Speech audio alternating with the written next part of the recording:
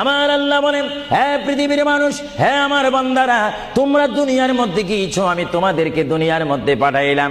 পাঠাইবার পরে আমি জানি তোমরা অনেক অন্যায় পথে যাবে, অনেক কাজ করবে, যে কাজগুলোর মধ্যে তোমাদের গুনাহ হয়ে যাবে। হ্যাঁ বান্দা, তোমরা গুনাহ করবে তাও আমি ভালো মতো জানি, তোমরা পাপ করবে তাও আমি ভালো মতো জানি। বান্দারে, পাপ করার পরে, গুনাহ করার পরে একাই কি মসজিদের মধ্যে তোমরা কেঁদেছো, রব্বানা যালামনা, বলেন রব্বানা যালামনা আনফুসানা ওয়া ইল্লাম তাগফির লানা ওয়া তুরহামনা লানাকুনান্না মিনাল খাসিরিন বলে বলে মসজিদে কেঁদেছো, আসরের নামাজ পড়ে কেঁদেছো, যোহরের নামাজ পড়ে কেঁদেছো, মাগরিবের পড়ে কেঁদেছো, এশার নামাজ পড়ে কেঁদেছো। বান্দা, নামাজের মুসল্লা যখন বসে যাও, আমি আল্লাহকে তোমরা বারবার বল, আল্লাহ আমার গুনাহ মাফ করে দাও। তারপরও আমি তোমাদের এই গুনাহ মাফ করে নেই।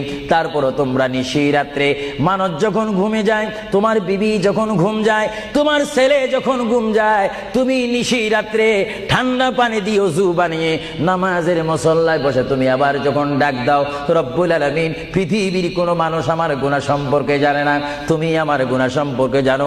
আমি এমন গুনাহ করেছি আমার বিবি জানে না, বিবি গুনাহ করেছে আমি জানি না। আল্লাহ, তুমি সব কিচ্ছু জানো। হে আমার প্রভু, তুমি আমাকে মাফ করে দাও।